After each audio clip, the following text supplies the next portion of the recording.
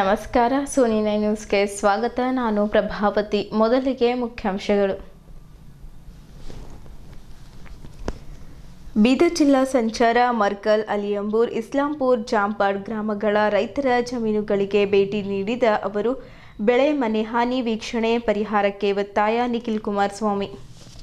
ರಾಷ್ಟ್ರೀಯ ಲೋಕ್ ಅದಾಲತ್ ಜಿಲ್ಲೆಯಲ್ಲಿ 38.038 ಪ್ರಕರಣಗಳು ಇತ್ಯರ್ಥ. 9 ಜೋಡಿ ದಂಪತಿಯನ್ನ ರಾಜಿ ಸಂಧಾನದ ಮೂಲಕ ಒಂದು ಮಾಡಲಾಗಿದೆ. ನ್ಯಾಯಾಧೀಶ ಪ್ರಕಾಶ್ ಅರ್ಜುನ್ ಬನ್ಸೋಡೆ. ರೈತರಿಗಾಗಿ ರಾಜ್ಯ ಸರ್ಕಾರ ವಿಶೇಷ ಪ್ಯಾಕೇಜ್ ಘೋಷಣೆ ಮಾಡಬೇಕು. ರಾಜ್ಯ ಸರ್ಕಾರಕ್ಕೆ ರೈತರ ಬಗ್ಗೆ ಕಾಳಜಿ ಇದೆಯಾ ಎಂಬುದು ಯಕ್ಷ ಪ್ರಶ್ನೆಯಾಗಿದೆ. ರೈತ ಇಂತಹ ಸಂದಿಗ್ಧ ಪರಿಸ್ಥಿತಿಯಲ್ಲಿ ಇರುವುದರಿಂದ ಸರ್ಕಾರ ರೈತರ ಸಾಲ ಮನ್ನಾ ಮಾಡಬೇಕು. ನಿಖಿಲ್ ಕುಮಾರಸ್ವಾಮಿ. ಬೀದರ್ ಜಿಲ್ಲಾ ವಿಶ್ವಕರ್ಮ ಸಮಾಜ ಸಮಿತಿ ಬೀದರ್ ವತಿಯಿಂದ ಭಗವಾನ್ ಶ್ರೀ ವಿಶ್ವಕರ್ಮ ಮಹಾಪೂಜಾ ಜಯಂತ್ಯೋತ್ಸವದ ಅಂಗವಾಗಿ ರಸ್ತೆ ಅಪಘಾತ ತಡೆಗಟ್ಟುವ ಸಲುವಾಗಿ ಬೈಕ್ ರ್ಯಾಲಿ ಹಮ್ಮಿಕೊಳ್ಳಲಾಗಿತ್ತು. ಸರ್ಕಾರದ ಬೊಕ್ಕಸಕ್ಕೆ ನಷ್ಟ ಉಂಟು ಮಾಡಿದ ಏಜೆನ್ಸಿಯನ್ನ ಬಸವೇಶ್ವರ ಎಂಟರ್ಪ್ರೈಸಸ್ ಅನ್ನ ಕಪ್ಪು ಪಟ್ಟಿಗೆ ಸೇರಿಸಿ ಬಾಬುರಾವ್ ಪಾಸ್ವಾನ್ ಅವರು ಬಸವೇಶ್ವರ ಎಂಟರ್ಪ್ರೈಸಸ್ ಅವರ ಪರ ಸುದ್ದಿಗೋಷ್ಠಿ ನಡೆಸಿ ನಾಚಿಕೆಗೇಡಿನ ಸಂಗತಿ. ದಯಾನಂದ್ ನವಲೆ. ವಿವಾಹ ಸಂಘದ ವತಿಯಿಂದ ಇಂಜಿನಿಯರ್ಸ್ಗಳ ದಿನೋತ್ಸವ, ಉಚಿತ ಆರೋಗ್ಯ ಮತ್ತು ರಕ್ತದಾನ ಶಿಬಿರದ ಆಯೋಜನೆ. ಸುದ್ದಿಯ ವಿವರಗಳು. ಜೆಡಿಎಸ್ ಪಕ್ಷದ ಯುವ ಜನತಾ ದಳದ ರಾಜ್ಯಾಧ್ಯಕ್ಷರಾಗಿರುವ ನಿಖಿಲ್ ಕುಮಾರಸ್ವಾಮಿರವರು ಸೆಪ್ಟೆಂಬರ್ ಬೀದರ್ ಜಿಲ್ಲಾ ಪ್ರವಾಸ ಕೈಗೊಂಡು ಜಿಲ್ಲೆಯಲ್ಲಿ ಭಾರೀ ಮಳೆ ಮತ್ತು ಪ್ರವಾಹದಿಂದ ಹಾನಿಗೊಳಗಾದ ಪ್ರದೇಶಗಳ ವೀಕ್ಷಣೆ ಮತ್ತು ನೊಂದ ಸಂತ್ರಸ್ತರ ಭೇಟಿ ಮತ್ತು ಸಾಂತ್ವನ ಹಾಗೂ ಸರ್ಕಾರ ಕೈಗೊಂಡಿರುವ ನೆರೆ ಪರಿಹಾರ ಕಾರ್ಯಗಳ ಬಗ್ಗೆ ಪರಿಶೀಲನೆ ನಡೆಸಿದ್ದರು. ಜೆಡಿಎಸ್ ಪಕ್ಷದ ಮುಖಂಡರು ಕಾರ್ಯಕರ್ತರೊಂದಿಗೆ ಬೀದರ್ ಉತ್ತರ ವಿಧಾನಸಭಾ ಕ್ಷೇತ್ರದ ಮರ್ಕಲ್, ಅಲಿಯಂಬೂರ್, ಇಸ್ಲಾಂಪುರ್, ಜಾಂಪಾಡ್ ಗ್ರಾಮಗಳ ರೈತರ ಜಮೀನುಗಳಿಗೆ ಭೇಟಿ ನೀಡಿ ಅವರು ಜಮೀನಿನಲ್ಲಿ ನಿಂತಿರುವ ನೀರಿನಲ್ಲಿಯೇ ತೆರಳಿ ಬೆಳೆ ಹಾನಿ ಪರಿಶೀಲನೆ ನಡೆಸಿ ಅಲ್ಲಿದ್ದ ರೈತರಿಂದ ಮಾಹಿತಿ ಪಡೆದುಕೊಂಡರು. ಇದೇ ವೇಳೆ ಮರ್ಕಲ್ ಹಾಗೂ ಇತರೆ ಗ್ರಾಮಗಳಲ್ಲಿ ಹಾನಿಗೊಳಗಾದ ಮನೆಗಳಿಗೆ ಭೇಟಿ ನೀಡಿ ಪರಿಶೀಲನೆ ನಡೆಸಿದ ನಿಖಿಲ್ ಕುಮಾರಸ್ವಾಮಿರವರು ಮನೆ ಕಳೆದುಕೊಂಡ ಸಂಕಷ್ಟಕ್ಕೆ ಸಿಲುಕಿದ ಸಂತ್ರಸ್ತರಿಗೆ ಧನ ಸಹಾಯ ಮಾಡಿದ್ದರು. ಮರ್ಕಲ್ ಹಾಗೂ ಇತರೆ ಗ್ರಾಮಗಳಲ್ಲಿ ಹಾನಿಗೊಳಗಾದ ಮನೆಗಳಿಗೆ ಭೇಟಿ ನೀಡಿ ಪರಿಶೀಲನೆ ನಡೆಸಿದ ನಿಖಿಲ್ ಕುಮಾರಸ್ವಾಮಿರವರು ಮನೆ ಕಳೆದುಕೊಂಡು ಸಂಕಷ್ಟಕ್ಕೆ ಸಿಲುಕಿದ ಸಂತ್ರಸ್ತರಿಗೆ ಪಕ್ಷದಿಂದ ಧನ ಸಹಾಯ ಮಾಡಿದ್ದರು. ಈ ವೇಳೆ ಮಾತನಾಡಿದ ಅವರು, ನಾನು ಈಗಾಗಲೇ ಕಲ್ಯಾಣ ಕರ್ನಾಟಕ ಭಾಗದ ಕಲಬುರಗಿ ಮತ್ತು ಬೀದರ್ ಜಿಲ್ಲೆಯ ಪ್ರವಾಸ ಮಾಡಿದ್ದೇನೆ. ನಿರಂತರವಾಗಿ ಸುರಿಯುತ್ತಿರುವ ಮಳೆಯಿಂದಾಗಿ ರೈತರು, ಜನರು ಸಂಕಷ್ಟಕ್ಕೆ ಸಿಲುಕಿದ್ದಾರೆ. ಅಪಾರ ಪ್ರಮಾಣದ ಬೆಳೆ ಹಾನಿ ಉಂಟಾಗಿದೆ. ಸಾಕಷ್ಟು ಜನರು ಮನೆ ಕಳೆದುಕೊಂಡು ಸಮಸ್ಯೆಗೆ ಸಿಲುಕಿದ್ದಾರೆ. ರಾಜ್ಯ ಸರ್ಕಾರ ಕೂಡಲೇ ಬೆಳೆ ಕಳೆದುಕೊಂಡ ರೈತರು ಮತ್ತು ಮನೆ ಸಂತ್ರಸ್ತರಿಗೆ ನೆರವಿಗೆ ಧಾವಿಸಬೇಕು. ಮಳೆಯಿಂದಾಗಿ ಉಂಟಾಗಿರುವ ಹಾನಿಯ ಬಗ್ಗೆ ನಾನು ಕೇಂದ್ರ ಸರ್ಕಾರಕ್ಕೆ ಮಾಹಿತಿ ನೀಡಿ ಕೇಂದ್ರದಿಂದಲೂ ಪರಿಹಾರ ನೀಡುವಂತೆ ಮನವಿ ಮಾಡುತ್ತೇನೆ ಎಂದರು. ಜೆಡಿಎಸ್ ಪಕ್ಷದ ಮುಖಂಡ ಬಂಡೆಪ್ಪ ಕಾಶಂಪೂರ್, ಜೆಡಿಎಸ್ ಜಿಲ್ಲಾಧ್ಯಕ್ಷ ರಮೇಶ್ ಪಾಟೀಲ್ ಸೋಲ್ಪುರ್, ರಾಜ್ಯ ಪ್ರಧಾನ ಕಾರ್ಯದರ್ಶಿ ಶಿವಕುಮಾರ್ ನಾಟೇಕರ್, ಪ್ರಮುಖರಾದ ಸೂರ್ಯಕಾಂತ್ ನಾಗಮಾರ್ಪಳ್ಳಿ, ಐಲಿನ್ ಜಾನ್ ಮಡ್ಪತಿ, ಅಶೋಕ್ ಕೂಡ್ಗೆ, ಶಾಂತಲಿಂಗ್ ಸಾವಳಗಿ, ರಾಜಶೇಖರ್ ಜವಳೆ, ದೇವೇಂದ್ರ ಸೋನಿ, ಲಲಿತಾ ಕರಂಜಿ, ಶಿವಪುತ್ರ ಮಾಳ್ಗೆ, ಬಸವರಾಜ್ ಪಾಟೀಲ್ ಹಾರೂರ್ಗೇರಿ, ರಾಜು ಚಿಂತಾಮಣಿ, ಸುದರ್ಶನ್ ಸುಂದರ್ರಾಜ್, ಅಬಿ ಕಾಳೆ, ಬೊಂಗುಂಡ ಚಿಟ್ಟಾವಾಡಿ, ರೇವಣಸಿದ್ದಪ್ಪ ಪಾಟೀಲ್, ಬಸವರಾಜ್ ಶಹಾಪೂರೆ, ಮಲ್ಲಿಕಾರ್ಜುನ್ ನೇಳ್ಗೆ, ಪ್ರಶಾಂತ್ ವಿಶ್ವಕರ್ಮ, ಸಂಗು ಚಿದ್ರಿ, ಜಾಫಟ್ ಕಡ್ಯಾಳ್, ತಾನಾಜಿ ತೋರಣಕರ್, ಮನೋಹರ್ ದಂಡೆ, ಅರುಣ್ ಕುಮಾರ್, ತರುಣ್ ನಾಗಮಾರ್ಪಳ್ಳಿ ಸೇರಿದಂತೆ ಮತ್ತಿತರರು ಇದ್ದರು.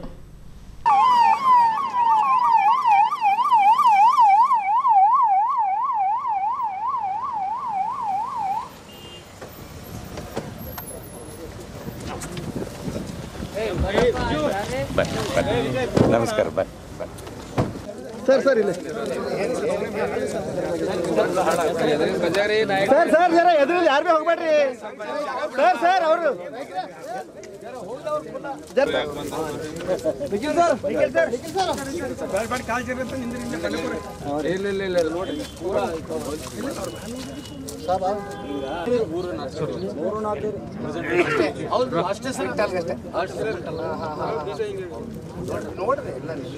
ಸರ್ ಈ ಕಡೆ ತೋರಿಸ್ರಿ.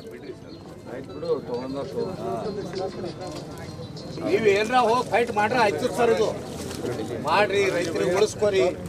ರೈತರಲಿಂದೇ ಎಲ್ಲ ಅದ ಈ ದೇಶನೇ ರೈತರದು ಅಂತ ರೈತರ ಬೆನ್ನೆಲು ಖಾಲಿ ಹೇಳೋದೇದ ರೈತರಿಂದ ಇದ್ದೇವೆ ಮತ್ತ ನಿಮ್ ತಂದೆಯವ್ರು ಇದ್ದಾಗ ನಿಮ್ ತಂದೆಯವರೇ ನಮಗೆ ಸಹಾಯ ಮಾಡ್ಯಾರ, ಈಗಲೂ ನೀವು ಸಹಾಯ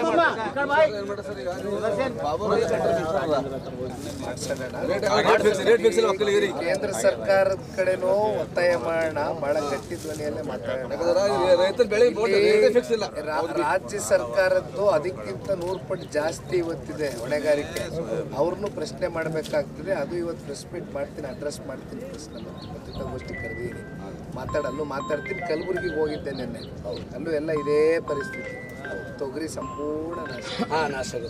ತೊಗರಿ ನಿಮ್ ತಂದೆಯವ್ರು ಇದ್ದಾಗ ನಮಗ್ ಸಹಾಯ ಮಾಡ್ಯಾರ, ಈಗಲೂ ಉಳಿಸ್ಕೋರಿ, ಈಗ ಉಳಿಸ್ಕೊಳ್ಳಿ ಅಂತ ಎಲ್ಲ ಕಡೆ ನಿನ್ನೇನು ಅಂತಾರೆ.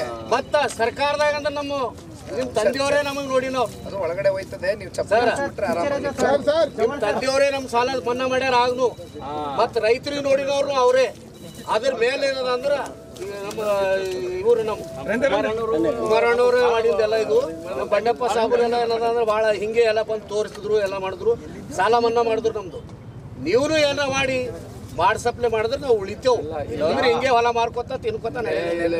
APMC ಹೋದಾಗ ರೈತರ ಜೊತೆ ಸಂವಾದ ಆಯ್ತಣ್ಣ. ಕುಮಾರಣ್ಣ ಅವರು ಡೆಲ್ಲಿಯಿಂದ ಮಾತಾಡ್ತೀನಿ, ರೈತರಿಗೆ ಕನೆಕ್ಟ್ ಮಾಡುವಂದ್ರು. ಅದು ಮೆಮೊರೆಂಡಮ್ಮು ಇವತ್ತು ರಾಜ್ಯ ಸರ್ಕಾರದ ಕಡೆಯಿಂದನೂ ಕೇಂದ್ರಕ್ಕೆ ಮೆಮೊರೆಂಡಮ್ ಅವರು ಕೊಡಬೇಕು. ನೀವು ನಮಗೊಂದು ಅರ್ಜಿ ಕೊಡ್ತೀರಿ, ಆ ಅರ್ಜಿ ನೀವು ರೈತರದ್ದು ತಗೊಂಡು ನಾನು ಡೆಲ್ಲಿನಲ್ಲಿ ಯಾವ ರೀತಿ ಚರ್ಚೆ ಮಾಡಿ ಏನಾದರೂ ಪರಿಹಾರ ಕೊಡಿಸ್ಕೊಡೋದು ಪ್ರಾಮಾಣಿಕ ಕೆಲಸ ಮಾಡಿ.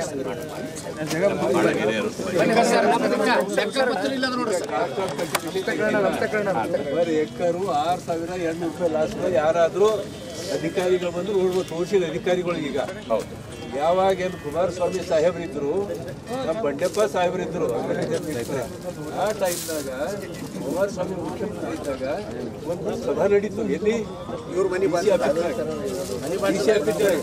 ಆ ಒಳಗೆ ನಾವು ಬೀದರು ಗುಲ್ಬರ್ಗ ಕಾಯಿಲಿಂದು ನೀರು ತಗೊಂಡು ನಾವು ಅಗ್ರಿಕಲ್ಚರ್ ಮಾಡ್ತೀವಿ, ನಮಗೆ ಕರೆಂಟ್ ಬಿಲ್ ಕೊಡಬಾರ್ದು ಒಂದು ವಿಷಯ ಅವ್ರಂದ್ರು ನಡ್ ಹೋಗಾರಿ ಅಂತ ಬೆಂಗಳೂರು ಕರ್ಕೊಂಡು ಹೋದ್ರು. ಕುಮಾರಣ್ಣ ಅವ್ರು ಏನದ ಅಂದ್ರೆ ಅಷ್ಟು ಮಂದಿ ಯಾಕಂದ್ರೆ ಅದು ಕ್ಲಿಯರ್ ಮಾಡಿದೆವು ನಾವು. ಈ ನಾವು ಯಾಕೆ ಕೊಡಬೇಕು? ನಮ್ಮ ಹೊಲ ನಾವು ಬಾಯಿ ತಳ್ಕೊಂಡು ನಾವು ರೊಕ್ಕ ಹಾಕಿ ನಾವು ಮಾಡಿದ್ದು ನೀವು ಕೊಡ್ಬೇಕಾ? ಈಗ ಕೃಷ್ಣ ಅದ, ತುಂಗಭದ್ರ ಅದ ಅಂತವ್ರು ಯಾರು ರೊಕ್ಕ ಕೊಟ್ಟಾರ? ಯಾರು ಇವ್ರು ರೊಕ್ಕ ಖರ್ಚಾಗಿ ನೋಡಿದೆ. ಅಫ್ಜಲ್ಪುರದಲ್ಲೆಲ್ಲ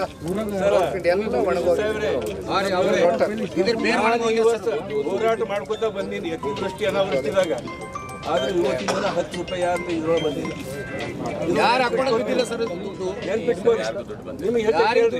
ಆ ದುಡ್ಡು ಏನ್ ಮಾಡ್ತಾರ ಅಂತಂದ್ರ ರೋಡ್ ಮಾಡ್ತಾರ, ಬ್ರಿಡ್ಜ್ ಮಾಡ್ತಾರೆ. ಈಗೇನು ದಾಟ್ ಬಂದಿದೆ ಅತಿವೃಷ್ಟಿದ ಮಾಡಿದ ಅಂತ ಬರ್ತಾರೆ.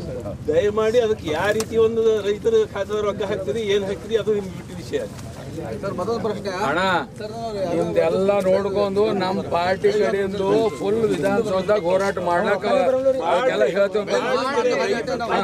ಬರಪ್ಲೆ ಮಾಡ್ರಿ, ಹೋರಾಟ ಇಲ್ಲ ಮಾಡಾರಿ, ಕರ್ಕೊಂಡು ಹೋಗಾರಿ. ಅದು ದೊಡ್ಡ ಸಬ್ಜೆಕ್ಟ್.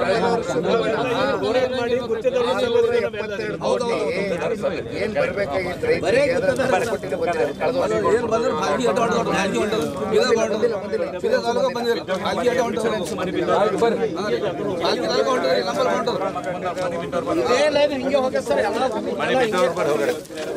ಸರ್, ಹಿಂಗೆ ಯಾರು ಬಂದಿಲ್ಲ ಸರ್, ನೀವೇ ಬಂದಿದ್ದಾರೆ. ಇಲ್ಲ ಇವತ್ತು 2 ದಿನ ಮಳೆ ಹಾನಿ ಪ್ರದೇಶಗಳಿಗೆ ಭೇಟಿಯನ್ನ ಜನತಾದಳ ಪಕ್ಷದ ವತಿಯಿಂದ ನಿನ್ನೆ ಕಲಬುರಗಿ ಜಿಲ್ಲೆ ಮುಗಿಸಿ ಬೆಳಗ್ಗೆ ಕಲಬುರಗಿಯಿಂದ ಇವತ್ತು ಬೀದರ್ಗೆ ಬಂದಿದ್ದೇವೆ.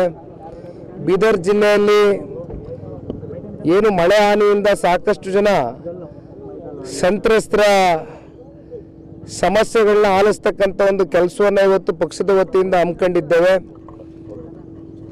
ಸೂರ್ಯಕಾಂತ್ ನಾಗಮಾರ್ಪಲ್ಲಿ ಅವರು ಮತ್ತು ಬಂಡಪ್ಪ ಕಾಸಂಪುರ್ಜಿ ಅವರು ಇಬ್ಬರು ಕೂಡ ಇವತ್ತು ನಮ್ಮ ಜೊತೆಯಲ್ಲಿ ಜಿಲ್ಲಾ ನಾಯಕರುಗಳು ಎಲ್ಲೆಲ್ಲಿ ಯಾವ ಸೇತುವೆಗಳು ಈಗ ಬಂದು ನಿಂತಿರ್ತಕ್ಕಂಥ ಸ್ಥಳ ಸೇತುವೆ ಸಮಸ್ಯೆ ಇದೆ, ಇಲ್ಲಿ ಭಾಳ ದೊಡ್ಡ ಮಟ್ಟದಲ್ಲಿ ಮಳೆ ಬಂದಾಗ ಇದ್ರ ಓವರ್ಫ್ಲೋ ಆಗಿ ಮತ್ತು ಜನಗಳು ಈ ಓಡಾಡ್ಲಿಕ್ಕೆ ಇರ್ತಕ್ಕಂಥದ್ದು ಇದು ಒಂದೇ ರಸ್ತೆ, ಓಡಾಡಲಿಕ್ಕೂ ಕೂಡ ಭಾಳ ಸಂಕಷ್ಟ ಎದುರಿಸ್ತಾ ಇದ್ದೀವಿ ಅನ್ನೋದ್ರ ಬಗ್ಗೆ ಈಗ ತಾನೇ ಹೇಳ್ತಾ ಇದ್ರು ಊರಿನವರು.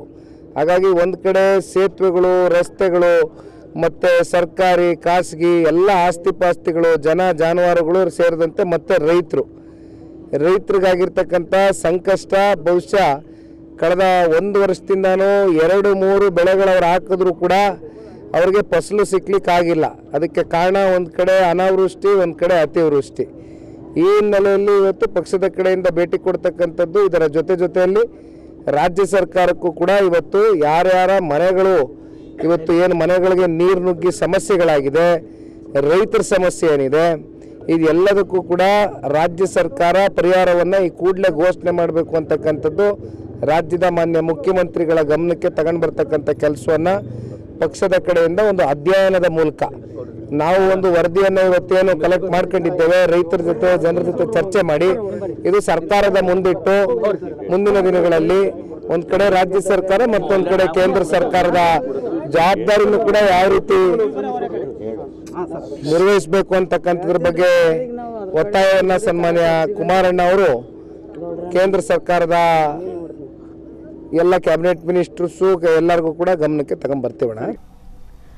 ರಾಷ್ಟ್ರೀಯ ಕಾನೂನು ಸೇವೆಗಳ ಪ್ರಾಧಿಕಾರ ನವದೆಹಲಿ ಇವರು ರಾಷ್ಟ್ರೀಯ ಅದಾಲತನ್ನು ಹಮ್ಮಿಕೊಳ್ಳಲು ನಿರ್ದೇಶನ ನೀಡಿದ ಮೇರೆಗೆ ಜಿಲ್ಲೆ ಕಾನೂನು ಸೇವೆಗಳ ಪ್ರಾಧಿಕಾರ ಬೀದರ್ ಜಿಲ್ಲೆಯ ಎಲ್ಲ ನ್ಯಾಯಾಲಯಗಳಲ್ಲಿ ಸೆಪ್ಟೆಂಬರ್ 13ರಂದು ನಡೆದ ರಾಷ್ಟ್ರೀಯ ಲೋಕ್ ಅದಾಲತ್ನಲ್ಲಿ ಜಿಲ್ಲೆಯಾದ್ಯಂತ ಒಟ್ಟು 38.038 ಪ್ರಕರಣಗಳನ್ನು ಇತ್ಯರ್ಥಗೊಳಿಸಿ ಒಟ್ಟು ಮೊತ್ತ 20,96,16,492 ರೂಪಾಯಿಗಳು ಪರಿಹಾರವನ್ನು ಕಕ್ಷಿದಾರರಿಗೆ ಒದಗಿಸಲಾಗಿದೆ ಎಂದು ಹಿರಿಯ ಸಿವಿಲ್ ನ್ಯಾಯಾಧೀಶರು ಹಾಗೂ ಜಿಲ್ಲಾ ಕಾನೂನು ಸೇವೆಗಳ ಪ್ರಾಧಿಕಾರದ ಸದಸ್ಯ ಕಾರ್ಯದರ್ಶಿಗಳಾದ ಪ್ರಕಾಶ್ ಅರ್ಜುನ್ ಬನ್ಸೋಡೆ ತಿಳಿಸಿದ್ದರು. ಅವರು ಜಿಲ್ಲಾ ಕಾನೂನು ಸೇವೆಗಳ ಪ್ರಾಧಿಕಾರದ ಸಭಾಂಗಣದಲ್ಲಿ ಕರೆದ ಪತ್ರಿಕಾಗೋಷ್ಠಿಯಲ್ಲಿ ಮಾತನಾಡಿದ್ದರು. ಈ ಬಾರಿಯ ಲೋಕ್ ಅದಾಲತ್ನಲ್ಲಿ ಒಟ್ಟು 9,899 ಪೆಂಡಿಂಗ್ನಲ್ಲಿನ ಪ್ರಕರಣಗಳನ್ನು ಇತ್ಯರ್ಥಗೊಳಿಸಲಾಗಿದ್ದು 14,28,15,540 ರೂಪಾಯಿ ಹಣವನ್ನು ಕಕ್ಷಿದಾರರಿಗೆ ವಸೂಲಾತಿ ಮತ್ತು ಪರಿಹಾರ ಒದಗಿಸಲಾಗಿದೆ. ಜಿಲ್ಲೆಯಾದ್ಯಂತ ಒಟ್ಟು 28,139 ವೆಚ್ಚಪೂರ್ವ ಪ್ರಕರಣಗಳನ್ನು ಇತ್ಯರ್ಥಗೊಳಿಸಲಾಗಿದ್ದು ಹಾಗೂ ಕಕ್ಷಿದಾರರಿಗೆ 6,68,952 ರೂಪಾಯಿ ಹಣವನ್ನು ವಸೂಲಾತಿ ಮತ್ತು ಪರಿಹಾರ ಒದಗಿಸಲಾಗಿದೆ ಎಂದರು.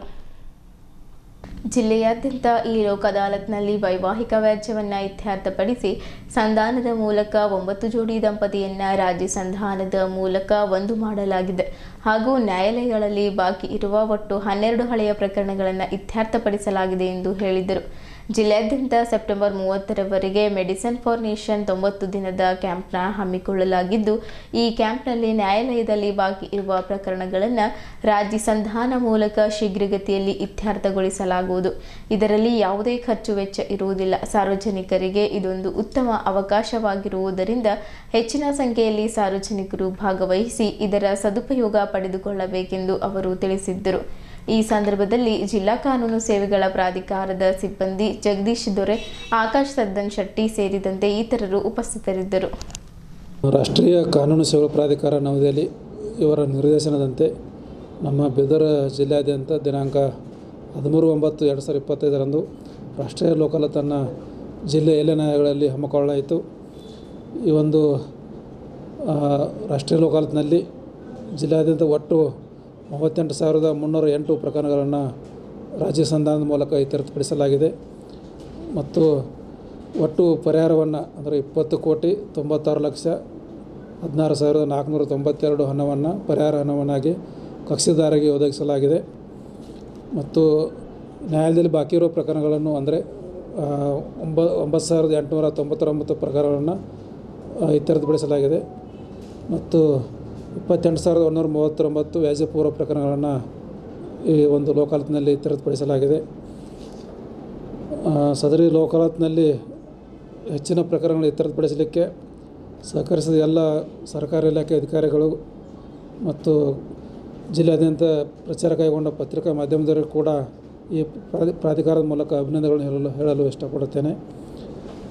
ಮತ್ತು ವಿಶೇಷವೇನಂತಂದರೆ ಈ ಒಂದು ಲೋಕ್ ಅದಾಲತ್ನಲ್ಲಿ 9 ದಂಪತಿಗಳನ್ನು ನಾವು ರಾಜ್ಯ ಸಂಧಾನ ಮಾಡೋದ್ರ ಮೂಲಕ ಒಂದು ಮಾಡಿದ್ದೇವೆ. ಅಂದರೆ ಸದರಿ ದಂಪತಿಗಳು ಡೈವರ್ಸ್ ಅಪ್ಲಿಕೇಶನ್ ಹಾಕಿ ಕೋರ್ಟಿಗೆ ಬಂದಿದ್ದರು. ಅವ್ರಿಗೆ ನಾವು ರಾಜ್ಯ ಸಂಧಾನ ಮಾಡೋದ್ರ ಮೂಲಕ 9 ಜೋಡಿಗಳನ್ನು ನಾವು ಒಂದು ರಾಜ್ಯ ಸಂಧಾನ ಮೂಲಕ ಒಂದು ಮಾಡಿದ್ದೇವೆ. ಮತ್ತು ಅದರಂತೆ ನಮ್ಮ ಜಿಲ್ಲೆಯಲ್ಲಿ ಒಟ್ಟು 10 ಸೀನಿಯರ್ ಸಿಟಿಜನ್ ಪ್ರಕರಣಗಳನ್ನು ಇತ್ಯರ್ಥಪಡಿಸಿದ್ದೇವೆ. ಹಾಗೂ 12 ಓಲ್ಡ್ ಕೇಸಸ್, ಅದರಲ್ಲಿ 10 ಸಿವಿಲ್ ಓಲ್ಡ್ ಪ್ರಕರಣಗಳನ್ನು ಮತ್ತು 4 ಕ್ರಿಮಿನಲ್ ಓಲ್ಡ್ ಪ್ರಕರಣಗಳನ್ನು ಈ ಒಂದು ರಾಷ್ಟ್ರೀಯ ಲೋಕ್ ಅದಾಲತ್ನಲ್ಲಿ ಇತ್ಯರ್ಥಪಡಿಸಿದ್ದೇವೆ. ಈ ಒಂದು ಪ್ರಾಧಿಕಾರದಲ್ಲಿ ಕಾರ್ಯನಿರ್ವಹಿಸುತ್ತ ಎಲ್ಲ ಸಿಬ್ಬಂದಿಗಳು ಮತ್ತು ಸರ್ಕಾರಿ ಎಲ್ಲ ಅಧಿಕಾರಿಗಳು ಈ ಒಂದು ರಾಷ್ಟ್ರೀಯ ಲೋಕ್ ಅದಾಲತ್ನ ಯಶಸ್ವಿಗೊಳಿಸಲಿಕ್ಕೆ ಅವರ ಸಹಕಾರ ನೀಡಿದ್ದಕ್ಕಾಗಿ ಎಲ್ಲರಿಗೂ ಧನ್ಯವಾದ ಹೇಳುತ್ತೇನೆ. ರಾಷ್ಟ್ರೀಯ ಕಾನೂನು ಸೇವಾ ಪ್ರಾಧಿಕಾರ ನವದೆಹಲಿ ಹಾಗೂ ಒಂದು ಕರ್ನಾಟಕ ರಾಜ್ಯ ಕಾನೂನು ಸೇವಾ ಪ್ರಾಧಿಕಾರ ಇವರ ನಿರ್ದೇಶನದಂತೆ ಮೆಡಿಸಿನ್ ಫಾರ್ ದಿ ನೇಷನ್ ಅಂತೇಳಿ 90 ಡೇಸ್ ನಾವು ಸ್ಪೆಷಲ್ ಡ್ರೈವ್ ಕ್ಯಾಂಪೇನನ್ನು ಗೌರವಾನ್ವಿತ ಸರ್ವೋಚ್ಚ ನ್ಯಾಯಾಲಯದವರು ಇದನ್ನು ಲಾಂಚ್ ಮಾಡಿದ್ದಾರೆ. ಈ ಒಂದು 90 days special drive medicine campaign ದಿನಾಂಕ 1/7/2025ರಿಂದ 30/9/2025ರವರೆಗೆ ಈ ಒಂದು ಮೆಡಿಸಿನ್ ಕ್ಯಾಂಪೇನನ್ನು ನಾವು ಪ್ರಾರಂಭ ಮಾಡಿದ್ದೇವೆ. ಈ ಒಂದು ಮೆಡಿಸಿನ್ ಕ್ಯಾಂಪೇನ್ನಲ್ಲಿ ನಾವು ನ್ಯಾಯಾಲಯದಲ್ಲಿ ಬಾಕಿ ಇರುವ ಪ್ರಕರಣಗಳನ್ನು ಇಲ್ಲಿ ಕೂಡ ರಾಜ್ಯ ಸಂಧಾನ ಮಾಡೋದ್ರ ಮೂಲಕ ಇತ್ಯರ್ಥಪಡಿಸಲಿಕ್ಕೆ ಒಂದು ಸಾರ್ವಜನಿಕರ ಒಂದು ಒಳ್ಳೆಯ ಅವಕಾಶ ಇದೆ. ಈ ಒಂದು medicine for the nation 90 days special drive ಇನ್ನು ಸುಪ್ರೀಂ ಕೋರ್ಟ್ ನಿರ್ದೇಶನ ಇರುವುದರಿಂದ ನಾವು ಜಿಲ್ಲೆಯ ಎಲ್ಲ ನ್ಯಾಯಾಲಯಗಳಲ್ಲಿ ಕೂಡ ಮೆಡಿಸಿನ್ ಕೇಂದ್ರಗಳನ್ನು ಸ್ಥಾಪನೆ ಮಾಡಿ ಅಲ್ಲಿ ಜಿಲ್ಲೆಯಲ್ಲಿ ಹಾಗೂ ಎಲ್ಲ ತಾಲೂಕುಗಳಲ್ಲಿ ಒಟ್ಟು 30 ಮೆಡಿಟರ್ಸ್ ಕಾರ್ಯನಿರ್ವಹಿಸ್ತಾ ಇದ್ದಾರೆ. ಎಲ್ಲ ನ್ಯಾಯಾಲಯದವರು ಕೂಡ ಪ್ರತಿನಿತ್ಯ ನ್ಯಾಯಾಲಯದ ಬಾಕಿ ಇರೋ ಪ್ರಕರಣಗಳನ್ನು ಅಂದರೆ where there are elements of settlements ಇದ್ದ ಪ್ರಕರಣಗಳನ್ನು ಈ ಒಂದು ಮೆಡಿಸಿನ್ಗೆ ರೆಫರ್ ಮಾಡಿ ಈ ಮಧ್ಯಸ್ಥ ಕೇಂದ್ರದಲ್ಲಿ ರಾಜ್ಯ ಸಂಧಾನ ಮಾಡೋದ್ರ ಮೂಲಕ ನಾವು ಹೆಚ್ಚಿನ ಸಂಖ್ಯೆಯ ಪ್ರಕರಣಗಳನ್ನು ಇತ್ಯರ್ಥಪಡಿಸಲಿಕ್ಕೆ ಒಂದು ಗುರಿಯನ್ನು ಹೊಂದಿದ್ದೇವೆ. ಮತ್ತು ಈ ಮೆಡಿಸಿನ್ದಿಂದ ಏನು ಲಾಭ ಅಂತಂದರೆ ಈ ನ್ಯಾಯಾಲಯದ ಬಾಕಿ ಇರೋ ಪ್ರಕರಣಗಳು ಶೀಘ್ರಗತಿಯಲ್ಲಿ ಇತ್ಯರ್ಥ ಆಗುತ್ತವೆ ಮತ್ತು ಯಾವುದೇ ಖರ್ಚು ವೆಚ್ಚವಿಲ್ಲದೆ ಪ್ರಕರಣ ಇತ್ಯರ್ಥ ಆಗುತ್ತದೆ. ಮತ್ತು ಮೆಡಿಸಿನ್ದಲ್ಲಿ ರಾಜಿ ಮಾಡಿಕೊಳ್ಳುವುದರಿಂದ ಜನರಿಗೆ ಒಂದು ಪಕ್ಷಗಾರ ನಡುವೆ ಒಳ್ಳೆಯ ಸುಮಧುರ ಬಾಂಧವ್ಯ ಏರ್ಪಡುತ್ತದೆ. ಅಂದರೆ ತಮ್ಮ ಒಂದು ಭಿನ್ನಾಭಿಪ್ರಾಯಗಳನ್ನು ಮರೆತು ಒಳ್ಳೆಯ ಒಂದು ಮೆಡಿಸಿನ್ದಲ್ಲಿ ಕೇಸನ್ನು ಇತ್ಯರ್ಥಪಡಿಸಿಕೊಂಡ್ರೆ ಒಳ್ಳೆಯ ಒಂದು ಸುಮಧುರ ಬಾಂಧವ್ಯವನ್ನು ಏರ್ಪಡಿಸಿ ಜೀವನವನ್ನು ಸಾಗಿಸಬಹುದು. ಈ ಒಂದು ಮೆಡಿಸಿನ್ ಒಂದು ಜನರಿಗೆ ಭಾಳ ಒಂದು ಸುವರ್ಣ ಅವಕಾಶ ಇದೆ. ಈ ಒಂದು ಮೆಡಿಸಿನ್ನಲ್ಲಿ ಎಲ್ಲ ಸಾರ್ವಜನಿಕರು ಹೆಚ್ಚಿನ ಸಂಖ್ಯೆಯಲ್ಲಿ ಪಾಲ್ಗೊಂಡು ಈ ಒಂದು medicine for the nation special ಡ್ರೈವನ್ನು ಯಶಸ್ವಿಗೊಳಿಸಬೇಕೆಂದು ನಾನು ಸಾರ್ವಜನಿಕರಿಗೆ ಮನವಿ ಮಾಡಿಕೊಳ್ತೇನೆ. ಕಲ್ಯಾಣ ಕರ್ನಾಟಕ ಅಭಿವೃದ್ಧಿ ಮಂಡಳಿಯಿಂದ ರೈತರಿಗೆ ಕೂಡಲೇ ಪರಿಹಾರ ನೀಡಿ ಅವರ ಸಂಕಷ್ಟಕ್ಕೆ ತಾತ್ಕಾಲಿಕವಾಗಿ ಬ್ರೇಕ್ ಬೀಳಬೇಕಿದೆ ಎಂದು ಜಾತ್ಯತೀತ ಜನತಾ ದಳದ ರಾಜ್ಯ ಯುವ ಘಟಕದ ಅಧ್ಯಕ್ಷ ನಿಖಿಲ್ ಕುಮಾರಸ್ವಾಮಿ ತಿಳಿಸಿದರು. ನಗರದ ಜಿಲ್ಲಾ ಪತ್ರಿಕಾ ಭವನದಲ್ಲಿ ಸುದ್ದಿಗೋಷ್ಠಿ ಉದ್ದೇಶಿಸಿ ಮಾತನಾಡಿರುವ ಅವರು, ರಾಜ್ಯ ಸರ್ಕಾರವೇ ಈಗಾಗಲೇ ಕೃಷಿ ಹಾಗೂ ಕಂದಾಯ ಇಲಾಖೆಗಳ ಜಂಟಿ ಸರ್ವೆ ನಡೆಸಿ ರಾಜ್ಯದ ಒಟ್ಟು 5,20,000 ಹೆಕ್ಟೇರ್ ಕೃಷಿ ಪ್ರದೇಶದ ಬೆಳೆ ನಾಶವಾಗಿದೆ ಎಂದು ತಿಳಿಸಿದರು. ಕಲ್ಯಾಣ ಕರ್ನಾಟಕ ಭಾಗದ ಬೀದರ್, ಕಲಬುರಗಿ, ಯಾದಗಿರಿ, ಸ್ವಲ್ಪ ಪ್ರಮಾಣದ ರಾಯಚೂರು ಜಿಲ್ಲೆ, ಕಿತ್ತೂರು, ಕರ್ನಾಟಕದ ವಿಜಯಪುರ ಸೇರಿದಂತೆ ರಾಜ್ಯದ ಹಲವೆಡೆ ಬೆಳೆ ನಾಶವಾಗಿರುವುದರಿಂದ ವರದಿಯಾಗಿದೆ. ಬೀದರ್ ಹಾಗೂ ಕಲಬುರಗಿ ಜಿಲ್ಲೆಗಳಲ್ಲೂ ಸಂಪೂರ್ಣ ಬೆಳೆ ನಾಶವಾಗಿರುವ ವರದಿಯಾಗಿದೆ. ಬೀದರ್ ಜಿಲ್ಲೆಯ ಒಟ್ಟು 79ರಿಂದ 80,000 ಹೆಕ್ಟೇರ್ ಪ್ರದೇಶವು ಬೆಳೆ ನಾಶವಾಗಿದೆ ಬಗ್ಗೆ ವರದಿಯಾಗಿದೆ. ಬೀದರ್, ಕಲಬುರಗಿ ಜಿಲ್ಲೆಯಲ್ಲಿ ತೊಗರಿ, ಸೋಯಾ, ಉದ್ದು, ಹೆಸರು, ಹತ್ತಿ ಕೂಡ ಬೆಳೆಯುತ್ತಾರೆ. ತೊಗರಿ ಬೆಳೆಗಾರರಿಗೆ ಅತಿವೃಷ್ಟಿಯಿಂದ ಸಾಕಷ್ಟು ಹಾನಿಯಾಗಿದೆ ಎಂದು ಮಾತನಾಡುತ್ತಾ ಹೇಳಿದರು. ಜೆಡಿಎಸ್ ಪಕ್ಷ ಅಧಿಕಾರದಲ್ಲಿ ಇದ್ದಾಗಲೆಲ್ಲ ನಾವು ಸಾಕಷ್ಟು ರೈತರ ಪರ ಕೆಲಸ ಮಾಡಿದ್ದೇವೆ. ಕುಮಾರಣ್ಣ ಮುಖ್ಯಮಂತ್ರಿಗಳಾಗಿದ್ದಾಗ ರೈತರಿಗೆ ವಿಶೇಷ ಅನುದಾನ ನೀಡಿ ಅವರ ಕೈ ಬಲಪಡಿಸುವಲ್ಲಿ ಮುಂದಾಗಿದ್ದರು. ಸಾಲ ಬಾಧೆ ಎಂಬಂತೆ ಕೃಷಿ ಸಾಲ ಮನ್ನಾ ಮಾಡಿ ರೈತರಿಗೆ ಧೈರ್ಯ ತುಂಬುವ ಕಾರ್ಯ ಕುಮಾರಸ್ವಾಮಿ ಸರ್ಕಾರ ಮಾಡಿದೆ. ಬೀದರ್ ಜಿಲ್ಲೆಯಲ್ಲಿ ಹೆಚ್ಚಾಗಿ 2 ಎಕರೆ ಜಮೀನು ಇರುವ ಸಣ್ಣ ಮತ್ತು ಮಧ್ಯಮ ವರ್ಗದ ರೈತರು ಇದ್ದಾರೆ. ರೈತರಿಗೆ ದೊಡ್ಡ ಮಟ್ಟದ ನಷ್ಟ ಸಂಭವಿಸಿದೆ. ಕಳೆದ ವರ್ಷ ಬೆಳೆ ವಿಮೆ ಪರಿಹಾರವೇ ಇನ್ನೂ ಸಂಪೂರ್ಣವಾಗಿ ಸಿಕ್ಕಿಲ್ಲ ಎಂದು ರೈತರು ಹೇಳಿದ್ದಾರೆ. ರೈತರಿಗಾಗಿ ರಾಜ್ಯ ಸರ್ಕಾರ ವಿಶೇಷ ಪ್ಯಾಕೇಜ್ ಘೋಷಣೆ ಮಾಡಬೇಕು. ರಾಜ್ಯ ಸರ್ಕಾರಕ್ಕೆ ರೈತರ ಬಗ್ಗೆ ಕಾಳಜಿ ಇದೆಯಾ ಎಂಬುದು ಯಕ್ಷಪ್ರಶ್ನೆಯಾಗಿದೆ. ರೈತ ಇಂತಹ ಸಂದಿಗ್ಧ ಪರಿಸ್ಥಿತಿಯಲ್ಲಿ ಇರುವುದರಿಂದ ಸರ್ಕಾರ ರೈತರ ಸಾಲ ಮನ್ನಾ ಮಾಡಬೇಕು. ರಸಗೊಬ್ಬರದ ವಿಷಯದಲ್ಲಿ ರಾಜ್ಯ ಸರ್ಕಾರ ಸರಿಯಾಗಿ ಕೆಲಸ ನಿರ್ವಹಿಸಿಲ್ಲ. ರಸಗೊಬ್ಬರ ಚೀಲಕ್ಕೆ 250 ರೂಪಾಯಿ ಪಡೆಯುವ ಬದಲಿಗೆ ಕೇವಲ ಖಾಸಗಿ ಕಂಪನಿಗಳು ಯಾವುದೇ ಲ್ಯಾಬೊರೇಟರಿ ಪರೀಕ್ಷೆಗೆ ಇಲ್ಲದೆ 800 ರೂಪಾಯಿ ಪಡೆದು ರೈತರಿಗೆ ಮೋಸ ಮಾಡಿರುವುದು ನಮ್ಮ ಗಮನಕ್ಕೆ ಬಂದಿದೆ. 55,000 ಕೋಟಿ ಗ್ಯಾರಂಟಿ ಯೋಜನೆಗಳಿಗೆ ಖರ್ಚು ಮಾಡುತ್ತಿರುವ ರಾಜ್ಯ ಸರ್ಕಾರ ರೈತರಿಗೆ ಪ್ರತಿ ಎಕರೆಗೆ ಕನಿಷ್ಠ 20,000 ರಿಂದ 25,000 ಆದರೂ ಕೊಡಬೇಕೆಂದು ಒತ್ತಾಯಿಸಿದರು. ಜೆಡಿಎಸ್ ಪಕ್ಷ ರಾಜ್ಯಾದ್ಯಂತ ಪ್ರವಾಸ ಕೈಗೊಂಡು ರೈತರ ಸಮಸ್ಯೆಗಳ ಬಗ್ಗೆ ತಿಳಿದುಕೊಳ್ಳುತ್ತಿದೆ. ಚಿಕ್ಕಮಗಳೂರು, ಸಕಲೇಶಪುರ, ಶಿವಮೊಗ್ಗದಲ್ಲಿ ಅಡಿಕೆ ಬೆಳೆ ನಾಶವಾಗಿದ್ದು ಅಲ್ಲೂ ಸಹ ಭೇಟಿ ನೀಡಲಿದ್ದೇವೆ. ಆದರೆ ಕೃಷಿ ಸಚಿವರು ಈ ವಿಷಯದಲ್ಲಿ ಏನು ಮಾಡ್ತಿದ್ದಾರೆ ಎಂಬುದು ತಿಳಿಯದಂತಾಗಿದೆ. ಮಾತೆತ್ತಿದ್ದರೆ ರಾಜ್ಯ ಸರ್ಕಾರ ಗ್ಯಾರಂಟಿ ಹೆಸರು ಹೇಳುತ್ತೆ, ಆದರೆ ರೈತರ ಜೀವನಕ್ಕೆ ರಾಜ್ಯ ಸರ್ಕಾರ ಯಾವ ಗ್ಯಾರಂಟಿ ನೀಡಿದೆ ಎಂದು ಪ್ರಶ್ನೆ ಮಾಡಿದ್ದರು. ರೈತರಿಗೆ ಕೇಂದ್ರದಿಂದ ಯಾವ ರೀತಿಯ ಸಹಾಯ ಸಹಕಾರ ಬೇಕು ಆ ರೀತಿ ಸಹಾಯ ಸಹಕಾರ ಮಾಡಿಸಲು ನಾವು ಪ್ರಯತ್ನ ಮಾಡಿವೆ. ರಾಜ್ಯ ಸರ್ಕಾರ ರೈತರಿಗೆ ಸೂಕ್ತ ಪರಿಹಾರ ಕೊಡಲಿಲ್ಲ. ಆದರೆ ಜೆಡಿಎಸ್ ಪಕ್ಷದಿಂದ ದೊಡ್ಡ ಮಟ್ಟದ ಬೃಹತ್ ಹೋರಾಟ ನಡೆಯುತ್ತದೆ. 1 ವಾರದ ಒಳಗೆ ಸರ್ಕಾರ ಪರಿಹಾರ ಒದಗಿಸಿಕೊಡಬೇಕು. ಜೆಡಿಎಸ್ ನಾಯಕರಿಗೆ ಇದರ ಕುರಿತು ವರದಿ ನೀಡ್ತೀವಿ, ಅದನ್ನು ಸರ್ಕಾರದ ಗಮನಕ್ಕೆ ತರ್ತೀವಿ. SCPTCS ಹಣ ದುರ್ಬಳಕೆಯಾಗುತ್ತಿರುವುದು ಜಗಜ್ಜಾಹೀರಾತಾಗಿದ್ದು ಈ ಎಲ್ಲ ವಿಚಾರಗಳಲ್ಲಿ ರಾಜ್ಯ ಸರ್ಕಾರ ಕೂಡಲೇ ಶ್ವೇತಪತ್ರ ಹೊರಡಿಸಬೇಕೆಂದು ನಿಖಿಲ್ ಕುಮಾರಸ್ವಾಮಿ ಒತ್ತಾಯಿಸಿದರು. ಹೆಚ್ಚಿನ ಮಳೆಯಿಂದಾಗಿ ಬೀದರ್ ಜಿಲ್ಲೆಯಲ್ಲಿ ಸಾಕಷ್ಟು ಹಾನಿ ಸಂಭವಿಸಿದೆ. 1000 ಹೆಕ್ಟೇರ್ ಹಾನಿ ಸಂಭವಿಸಿದೆ. ರೈತರು ದೇಶದ ಬೆನ್ನೆಲುಬು, ನಮ್ಮ ಜೀವನಾಡಿ, ಅವರು ಅನ್ನದಾತರು. ನೀವು ರೈತರಿಗೆ ಯಾವ ಗ್ಯಾರಂಟಿ ನೀಡಿದ್ದೀರಿ ಎಂಬುದನ್ನು ತಿಳಿಸಬೇಕೆಂದು ಮಾಜಿ ಸಚಿವ ಬಂಡೆಪ್ಪ ಖಾಶೆಂಪೂರ್ ಪ್ರಶ್ನೆ ಮಾಡಿದ್ದರು. ಸುದ್ದಿಗಾರರೊಂದಿಗೆ ಮಾತನಾಡಿರುವ ಅವರು, ನಾನು 2 ಬಾರಿ ಸಚಿವನಾಗಿದ್ದಾಗ ರೈತರ ಒಳಿತಿಗಾಗಿ ಉತ್ತಮ ನಿರ್ಧಾರ ತೆಗೆದುಕೊಂಡಿದ್ದೇವೆ. ರೈತರ ಪರಿಸ್ಥಿತಿ ನೋಡಿದರೆ ನಮಗೆ ಕಣ್ಣೀರು ಬರುತ್ತೆ. ಉದ್ದು, ಹೆಸರು, ತೊಗರೆ, ಸೋಯಾ ಸಂಪೂರ್ಣ ನಾಶವಾಗಿದೆ. ಸರ್ಕಾರದ ಮಾಹಿತಿಯ ಪ್ರಕಾರ 1,90,000 ಎಕರೆ ಇದೆ. ಈಗಾಗಲೇ ಬಂದಿರುವ NDRF ಹಣವನ್ನಾದರೂ ರೈತರಿಗೆ ಪರಿಹಾರವಾಗಿ ಕೊಡಬಹುದಾಗಿತ್ತು. ಅದನ್ನು ಕೂಡ ಮಾಡಿಲ್ಲ. ನಾವು ರೈತರಿಗೆ ಪ್ರತಿ ಎಕರೆಗೆ ಕನಿಷ್ಠ 25,000 ರೂಪಾಯಿ ಪರಿಹಾರ ಕೊಡಬೇಕು ಎಂದು ನಾವು ಮನವಿ ಮಾಡುತ್ತಿದ್ದೇವೆ. ರೈತರ ಸಾಲ ಮನ್ನಾ ಮಾಡುವ ತಾಕತ್ತು ಈ ರಾಜ್ಯ ಸರ್ಕಾರಕ್ಕೆ ಇಲ್ಲ. ಪ್ರತಿ ಎಕರೆಗೆ ಕನಿಷ್ಠ ರೈತರಿಗೆ 25,000 ಪರಿಹಾರ ಕೊಡಬೇಕು. ಬ್ಯಾಂಕ್ ಸಾಲ ವಸೂಲಿಯನ್ನು 3 ವರ್ಷವರೆಗೆ ವಸೂಲಿ ಮಾಡಬಾರದು. ರೈತರ ಸಾಲದ ಬಡ್ಡಿಯನ್ನು ಸರ್ಕಾರವೇ ಭರಿಸಬೇಕೆಂದು ಒತ್ತಾಯಿಸಿದರು. ಕಲಬುರಗಿಗೆ ಆಗಮಿಸುತ್ತಿರುವ ಮುಖ್ಯಮಂತ್ರಿಗಳು ರಾಜ್ಯದ ರೈತರ ಬಗ್ಗೆ ಕಾಳಜಿ ವಹಿಸಿ ಸರ್ಕಾರ ಜೀವಂತ ಇದೆ ಅಂತ ಬುಧವಾರ ಸಂಜೆಯವರೆಗೂ ತೋರಿಸಬೇಕು. ನಾವು ಕೇಂದ್ರ ಸರ್ಕಾರದಿಂದ ಪರಿಹಾರ ತರಲು ಪ್ರಯತ್ನಿಸುತ್ತೇವೆ. ಕುಮಾರಸ್ವಾಮಿ, ಪ್ರಹ್ಲಾದ್ ಜೋಶಿ ಹಾಗೂ ಕೇಂದ್ರ ಕೃಷಿ ಸಚಿವರಿಗೆ ಭೇಟಿ ನೀಡಿ ಪರಿಹಾರ ತರುವಲ್ಲಿ ಪ್ರಾಮಾಣಿಕ ಪ್ರಯತ್ನ ಮಾಡಲಾಗುವುದೆಂದು ಭರವಸೆ ನೀಡಿದ್ದರು. ಸರ್ಕಾರ ಬೆಳೆ ಹಾನಿ ಪರಿಶೀಲನೆ ಮಾಡ್ತಿದ್ದೀವಿ ಅಂತಾನೆ ಹೇಳ್ತಿದ್ದೆ. ಇನ್ನೂವರೆಗೂ ಯಾವುದೇ ಪರಿಹಾರ ಸಿಕ್ಕಿಲ್ಲ. ಪರಿಹಾರ ಒದಗಿಸಿಕೊಡುವ ಕೆಲಸವನ್ನು ಸರ್ಕಾರ ಮಾಡಬೇಕು. NDRF ಫಂಡ್ನಲ್ಲಿ ಬಂದಿರುವ ಹಣವನ್ನು ಒದಗಿಸಿಕೊಡಬೇಕು. ಪರಿಶೀಲನೆ ಹೆಸರಿನಲ್ಲಿ ಕಾಲಹರಣ ಮಾಡಬಾರದು. ಪರಿಹಾರ ಒದಗಿಸಿಕೊಡುವ ಕೆಲಸ ಸರ್ಕಾರ ಮಾಡಬೇಕೆಂದು ಮಾತನಾಡುತ್ತಾ ಹೇಳಿದ್ದರು. ಮಾಜಿ ಸಚಿವ ಬಂಡೆಪ್ಪ ಖಾಶೆಂಪೂರ್, ಪಕ್ಷದ ಜಿಲ್ಲಾಧ್ಯಕ್ಷ ರಮೇಶ್ ಪಾಟೀಲ್ ಸೋಲ್ಪುರ್, ಮುಖಂಡರಾದ ಸೂರ್ಯಕಾಂತ್ ನಾಗಮಾರ್ಪಳ್ಳಿ, ಬಸವರಾಜ್ ಪಾಟೀಲ್ ಹಾರೂಗೇರಿ, ದೇವೇಂದ್ರ ಸೋನಿ, ಅಶೋಕ್ ಕೋಡ್ಗೆ, ಶಾಂತಲಿಂಗ ಸಾವಳಗಿ, ರಾಜಶೇಖರ್ ಚೌಳೆ, ತರುಣ್ ನಾಗಮಾರ್ಪಳ್ಳಿ, ಅಭಿ ಕಾಳೆ, ಸುದರ್ಶನ್ ಸುಂದರ್ರಾಜ್, ಶಿವಪುತ್ರ ಮಾಳ್ಗೆ ಸೇರಿದಂತೆ ಅನೇಕರು ಪತ್ರಿಕಾಗೋಷ್ಠಿಯಲ್ಲಿದ್ದರು. ರೈತರ ಪರವಾಗಿ ವೇದಿಕೆ ಮೇಲೆ ನಿಂತಾಗ ಸಾಮಾನ್ಯವಾಗಿ ಮಾತನಾಡ್ತಾರೆ. ರೈತರು ಬೆನ್ನೆಲುಬು, ಈ ದೇಶದ ಬೆನ್ನೆಲುಬು, ರೈತ ಪ್ರಗತಿ ಕಂಡ್ರೆ ಈ ರಾಜ್ಯ ದೇಶ ಪ್ರಗತಿ ಹತ್ತಕ್ಕೆ ಹೋಗ್ತದೆ ಅಂತಕ್ಕಂಥದ್ರ ಬಗ್ಗೆ ಚರ್ಚೆ ಮಾಡ್ತಾ ಇರ್ತಾರೆ. ಆದರೆ ಇವತ್ತು ಈ ರಾಜ್ಯ ಸರ್ಕಾರ ನಿಜಕ್ಕೂ ರೈತನ ಪ್ರಗತಿಯ ಬಗ್ಗೆ ಕಿಂಚಿತ್ತು ಕಾಳಜಿ ಇಟ್ಟಿದೆಯಾ ಅಂತಕ್ಕಂಥ ಒಂದು ಯಕ್ಷ ಪ್ರಶ್ನೆ ಕಾಣ್ತಾ ಇದೆ. ಏಕೆಂದ್ರೆ ಇಲ್ಲಿ ಸೂರ್ಯಕಾಂತ್ ನಾಗಮಾರ್ಪಲ್ಲಿ ಅವರು ಕೂಡ ಮಾತನಾಡಬೇಕಾದ್ರೆ ಹೇಳಿದ್ರು, ಇದು ನಾವು ಪದೇ ಪದೇ ತಮ್ಮ ಮುಂದೆನೂ ಕೂತ್ಕೊಂಡು ನಮ್ಮ ಪಾರ್ಟಿ ಕಡೆಯಿಂದ ಇದನ್ನ ಪುನರ್ರಚಿಸ್ತಕ್ಕಂಥದಕ್ಕೆ ನಾನು ಹೋಗೋದಿಲ್ಲ. ಸನ್ಮಾನ್ಯ ಕುಮಾರಣ್ಣ ಅವರು 14 ತಿಂಗಳು ಆಡಳಿತದಲ್ಲಿದ್ದಾಗ ನಿಮಗೆ ಗೊತ್ತಿದೆ, ರಾಷ್ಟ್ರೀಕೃತ ಬ್ಯಾಂಕಲ್ಲಿ ಮತ್ತೆ ಸಹಕಾರಿ ಸಂಘದ ಬ್ಯಾಂಕ್ಗಳಲ್ಲಿ ರೈತರೇನು ಸಾಲ ಮಾಡಿದ್ರು, ಸಾಲ ಮನ್ನಾ ಮಾಡ್ತೇನೆ ಅಂತಕ್ಕಂಥ ಮಾತನ್ನ ಕೊಟ್ಟಿದ್ರು, ಅದೇ ರೀತಿ ನಡ್ಕೊಂಡ್ರು. ಅದು ಬಹುಶಃ ಇವತ್ತು ರೈತರು ಕೂಡ ಎಲ್ಲೋದ್ರೂ ಕೂಡ ಆ ವಿಚಾರವನ್ನು ವ್ಯಕ್ತಪಡಿಸ್ತಾ ಇದ್ದಾರೆ.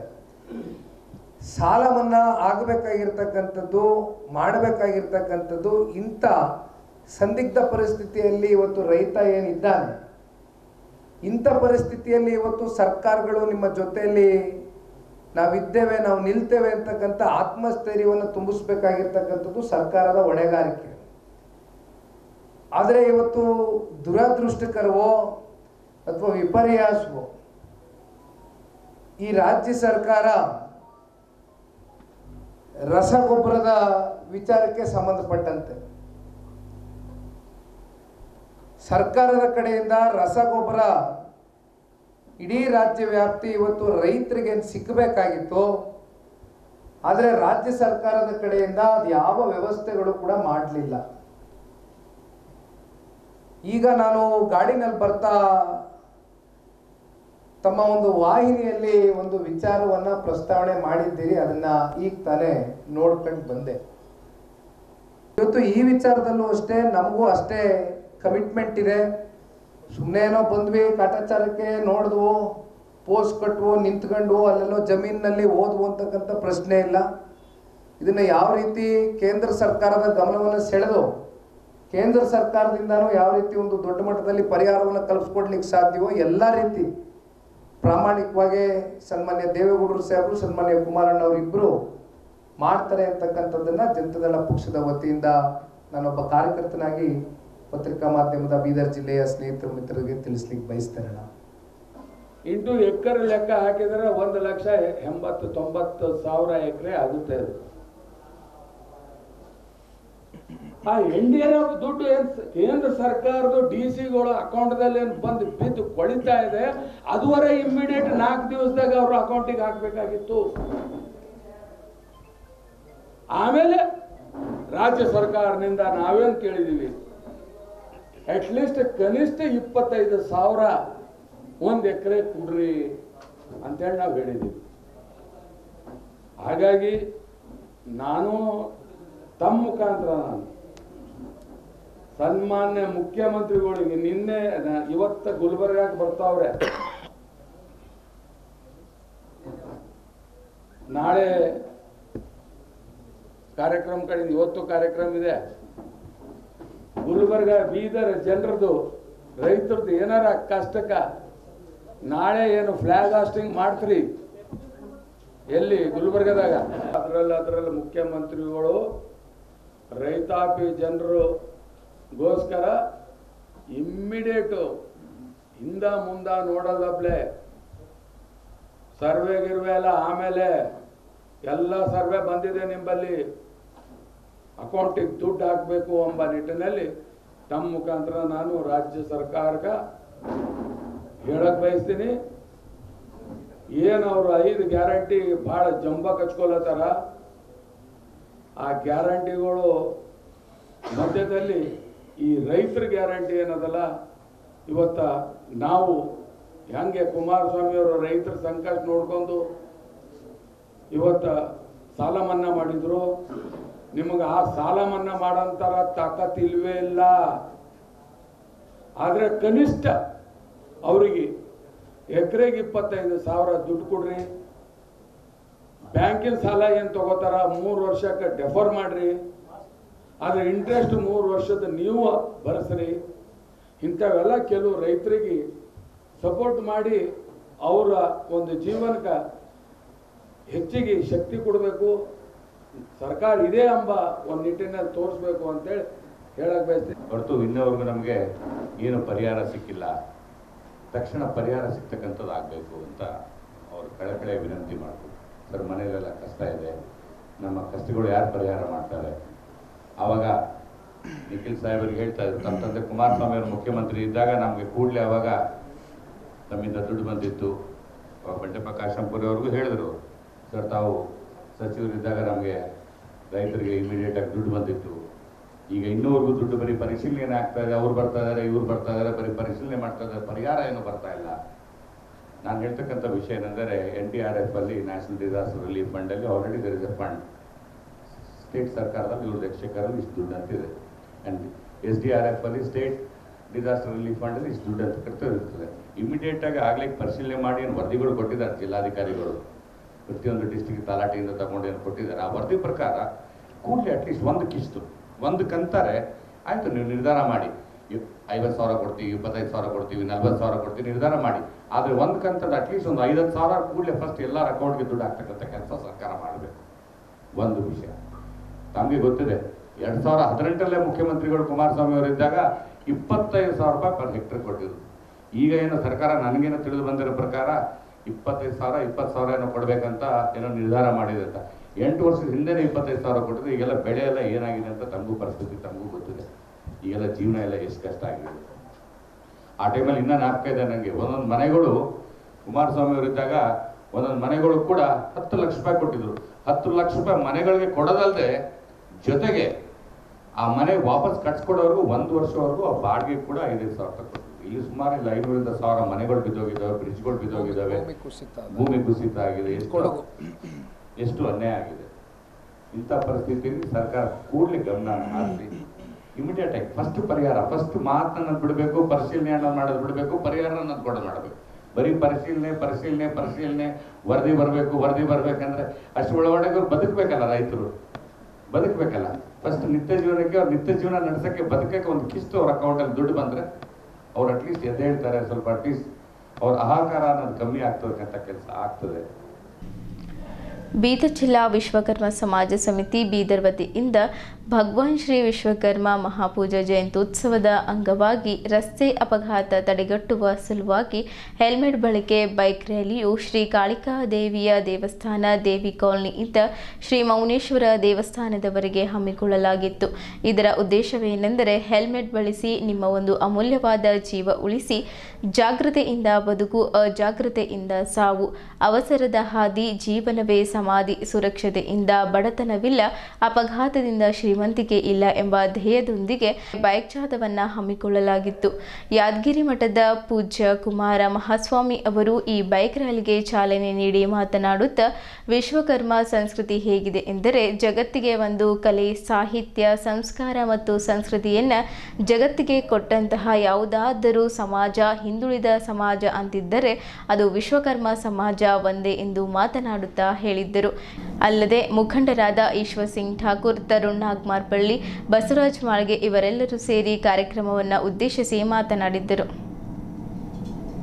ಈ ಸಂದರ್ಭದಲ್ಲಿ ಅರುಣ್ ಹೊತ್ಪೇಟ್, ಕಮಲಾಕರ್ ವಿಶ್ವಕರ್ಮ, ಚಂದ್ರಕಲಾ ವಿಶ್ವಕರ್ಮ, ಡಾಕ್ಟರ್ ಸೇಡಂಕರ್, ತಾನಾಜಿ, ಶಾಮರಾವ್ ವಿಶ್ವಕರ್ಮ, ವಿಠಲ್ ವಿಶ್ವಕರ್ಮ, ಬಕ್ಕಪ್ಪ ವಿಶ್ವಕರ್ಮ, ಸಾವಿತ್ರಾ ವಿಶ್ವಕರ್ಮ, ಸುವರ್ಣ ವಿಶ್ವಕರ್ಮ, ವೈಜನಾಥ್ ಗುಮ್ಮ, ಚಂದ್ರಕಾಂತ್ ವಿಶ್ವಕರ್ಮ, ರಾಜ್ಕುಮಾರ್ ವಿಶ್ವಕರ್ಮ, ಸುರೇಶ್ ವಿಶ್ವಕರ್ಮ, ಮಾರುತಿ ವಿಶ್ವಕರ್ಮ, ಈಶ್ವರ್ ವಿಶ್ವಕರ್ಮ, ಶ್ರೀನಿವಾಸ್ ಪಾಂಚಾಳ್, ಮಹೇಶ್ ಪಾಂಚಾಳ್ ಹಳದಕೇರಿ, ಪಾಂಡುರಂಗ್ ವಿಶ್ವಕರ್ಮ ಮನ್ನಳ್ಳಿ, ನಾರಾಯಣ್ ವಿಶ್ವಕರ್ಮ ಕೌಡ್ಗಾಂವ್, ವಿಶ್ವಕರ್ಮ ಶ್ರೀನಾಥ್ ಶಾಮರಾವ್ ಚಾಂಬೋಳ್ಕರ್, ಅಣೆಪ್ಪ ವಿಶ್ವಕರ್ಮ ಮಂಗಲ್ಗಿ, ಸಂಜೀವ್ ಕುಮಾರ್ ಸೋನಾರ್ ಗೋರ್ಟಾ, ವಿಜಯ್ ಕುಮಾರ್ ವಿಶ್ವಕರ್ಮ ಪೋಲಕ್ಪಳ್ಳಿ, ನಾಗನಾಥ್ ವಿಶ್ವಕರ್ಮ ಬರದಾಪುರ್, ಬಾಬುರಾವ್ ವಿಶ್ವಕರ್ಮ ಚಾಂಬೋಳ್, ಸದಾನಂದ್ ವಿಶ್ವಕರ್ಮ ಮೆಳಕುಂದ, ದೀಪಕ್ ಪಾಂಚಾಳ್ ಚಾಂದೂರಿ, ಜಗನ್ನಾಥ್ ವಿಶ್ವಕರ್ಮ ಗೋಡಂಪಳ್ಳಿ, ಈರಣ್ಣ ವಿಶ್ವಕರ್ಮ ಮಾಳೇಗಾಂವ್, ಉಮೇಶ್ ವಿಶ್ವಕರ್ಮ ದುಮ್ಸಾಪುರ್, ರಮೇಶ್ ವಿಶ್ವಕರ್ಮ ಗುಮ್ಮ, ದೇವೇಂದ್ರಪ್ಪ ವಿಶ್ವಕರ್ಮ ವಲ್ಲೇಪುರ್, ಬಿಕೆ ಬಡಿಗೇರ್ ಬೀದರ್, ಶ್ರೀಕಾಂತ್ ವಿಶ್ವಕರ್ಮ ರೇಕುಳಗಿ, ವೀರೇಶ್ ವಿಶ್ವಕರ್ಮ ಇರ್ಪಳ್ಳಿ, ಮಂಜುಳಾ ಚಂದ್ರಕಾಂತ್ ಕುಳುಗಿ, ಸಂಗೀತಾ ನಾಗಮೂರ್ತಿ ವಿಶ್ವಕರ್ಮ ಸೇರಿದಂತೆ ವಿಶ್ವಕರ್ಮ ಸಮಾಜದ ಮಹಿಳೆಯರು, ಮಕ್ಕಳು, ಗಣ್ಯರು, ಮುಖಂಡರು ಸೇರಿದಂತೆ ಇತರರು ಇದ್ದರು. ಇದು ಸಂಸ್ಕೃತಿ ಹೆಂಗದ ಅಂತ ಕೇಳಿದ್ರೆ, ಜಗತ್ತಿಗೆ ಒಂದು ಕಲೆ, ಸಾಹಿತ್ಯ, ಸಂಸ್ಕಾರ ಮತ್ತು ಸಂಸ್ಕೃತಿಯನ್ನ ಜಗತ್ತಿಗೆ ಕೊಟ್ಟಿರ್ತಕ್ಕಂಥ ಯಾವುದಾದ್ರೂ ಒಂದು ಸಮಾಜ ಹಿಂದುಳಿದ ಸಮಾಜ ಅಂತಿದ್ರೆ ಅದು ವಿಶ್ವಕರ್ಮ ಸಮಾಜ ಒಂದೇ ಅನ್ನತಕ್ಕಂಥದ್ದು ಹೇಳಬೇಕು.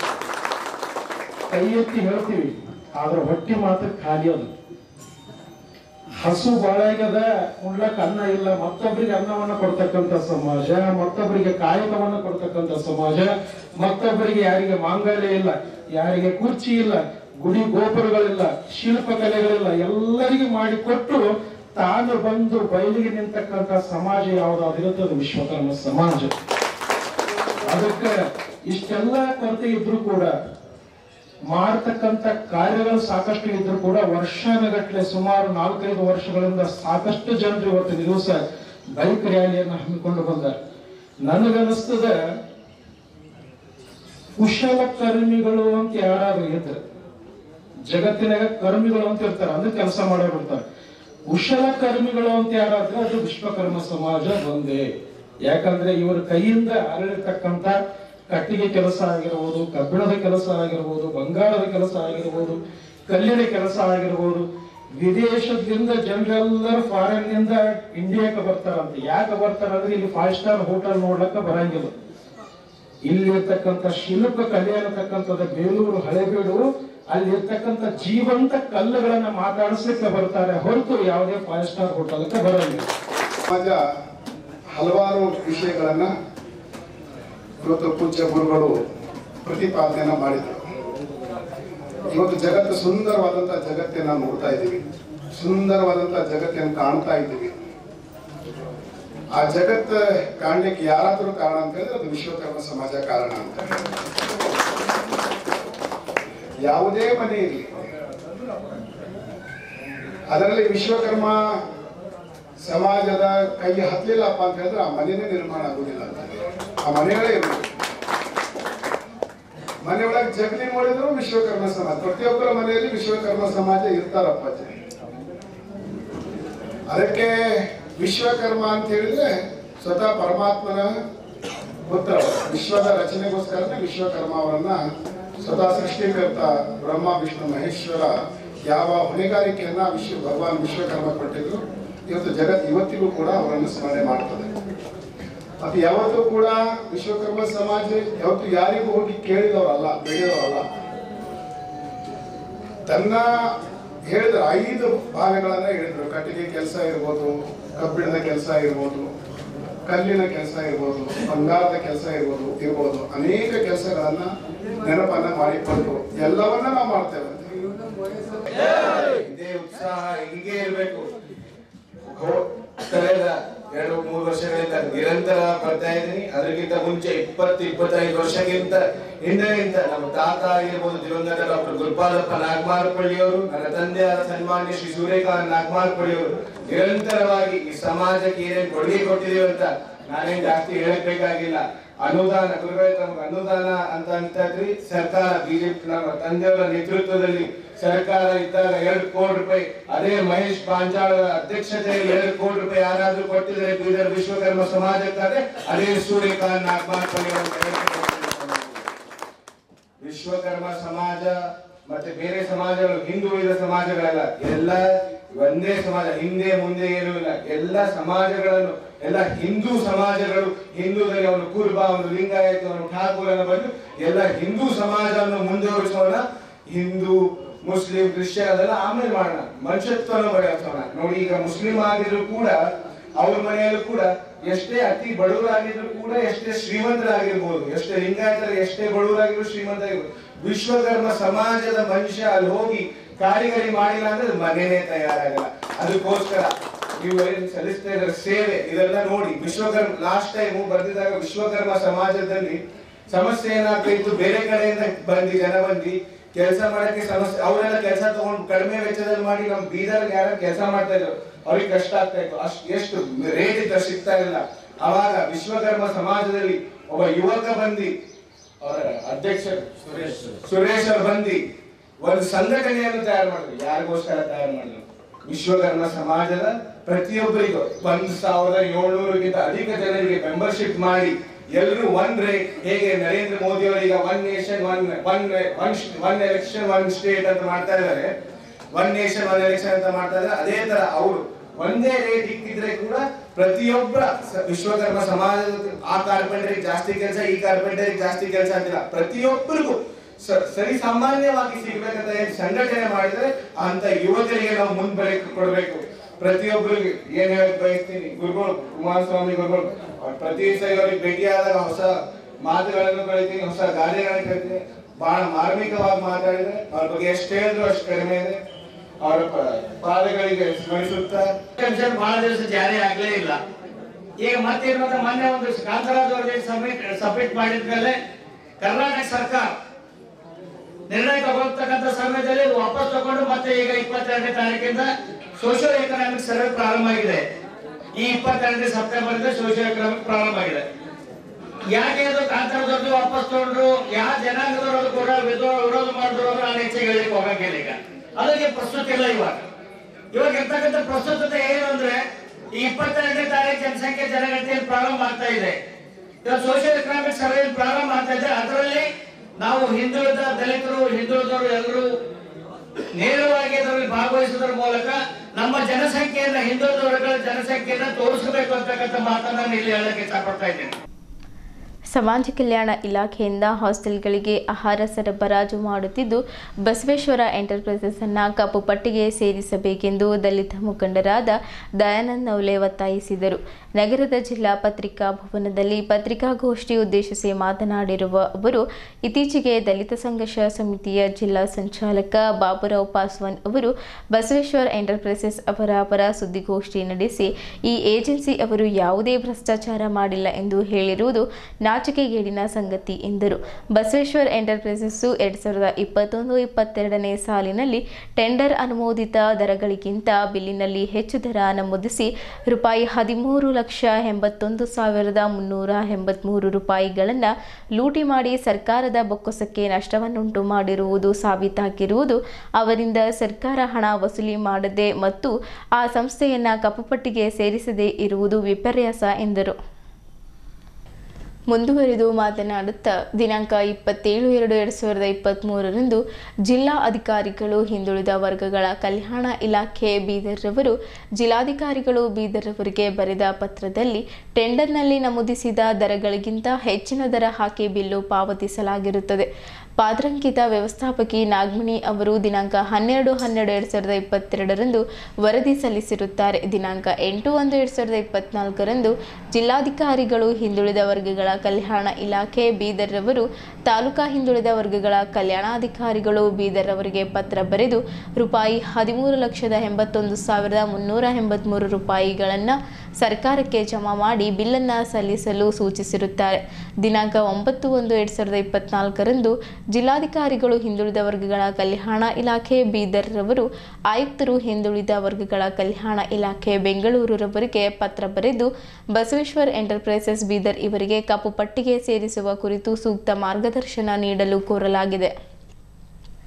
ದಿನಾಂಕ 2/2/2024 ಮತ್ತು ದಿನಾಂಕ 22/2/2024 ಪತ್ರಗಳಲ್ಲಿ ಆಯುಕ್ತರು ಹಿಂದುಳಿದ ವರ್ಗಗಳ ಕಲ್ಯಾಣ ಇಲಾಖೆ ಬೆಂಗಳೂರು ರವರು ಜಿಲ್ಲಾ ಹಿಂದುಳಿದ ವರ್ಗಗಳ ಕಲ್ಯಾಣ ಇಲಾಖೆ ಕಲ್ಯಾಣಾಧಿಕಾರಿಗಳು ಬೀದರ್ ರವರಿಗೆ ಪತ್ರ ಬರೆದು ಜಿಲ್ಲಾ ಮಟ್ಟದಲ್ಲಿ ಜಿಲ್ಲಾಧಿಕಾರಿಗಳೇ ಆಹಾರ ಸಾಮಗ್ರಿಗಳ ಸರಬರಾಜಿಗೆ ಟೆಂಡರ್ ಅನುಮೋದಿಸುವ ಪ್ರಾಧಿಕಾರಗಳಾಗಿರುವುದರಿಂದ ಬಸವೇಶ್ವರ ಎಂಟರ್ಪ್ರೈಸಸ್ ಬೀದರ್ ಈ ಸಂಸ್ಥೆಯನ್ನು ಕಪ್ಪು ಪಟ್ಟಿಗೆ ಸೇರಿಸಲು ಜಿಲ್ಲಾಧಿಕಾರಿಗಳು ಬೀದರ್ ಇವರ ಹಂತದಲ್ಲಿಯೇ ನಿಯಮಾನುಸಾರ ಕ್ರಮ ವಹಿಸಲು ಸೂಚಿಸಿರುತ್ತಾರೆ. ಇಷ್ಟೆಲ್ಲ ಆಧಾರ ಸಹಿತ ದಾಖಲೆಗಳು ಇದ್ದರೂ ಸಹ ಜಿಲ್ಲಾ ದಲಿತ ಸಂಘರ್ಷ ಸಮಿತಿಯ ಜಿಲ್ಲಾ ಸಂಚಾಲಕರಾದ ಬಾಬುರಾವ್ ಪಾಸ್ವಾನ್ ಮತ್ತು ಅವರ ಸಂಗಡಿಗರು ಪತ್ರಿಕಾಗೋಷ್ಠಿಯಲ್ಲಿ ಬಸವೇಶ್ವರ ಸಂಸ್ಥೆ ವಿರುದ್ಧದ ಆರೋಪ ನಿರ್ಧಾರ ಎಂದು ಸುಳ್ಳು ಹೇಳಿರುವುದು ಹಾಸ್ಯಾಸ್ಪದವಾಗಿದೆ ಎಂದು ದೂರಿದ್ದರು. ಒಟ್ಟಾರೆ ಕಳ್ಳನಿಗೆ ಸುಳ್ಳನ ಪ್ರಮಾಣ ಪತ್ರ ಕೊಟ್ಟಿರುವ ಬಾಬುರಾವ್ ಪಾಸ್ವಾನ್ ಹಾಗೂ ಸಂಗಡಿಗರ ಸತ್ಯದ ಪರ ವಾದಿಸುವಂತೆ ನವಲೆ ಕರೆ ಕೊಟ್ಟರು. ದಲಿತ ಮುಖಂಡರಾದ ವೈಜನಾಥ್ ಸೂರ್ಯವಂಶಿ, ಜರೆಪ್ಪ ಬೆಲ್ದಾಳೆ, ವಿಜಯಕುಮಾರ್ ಜಂಜೀರೆ ಹಾಗೂ ಇತರರು ಪತ್ರಿಕಾಗೋಷ್ಠಿಯಲ್ಲಿದ್ದರು.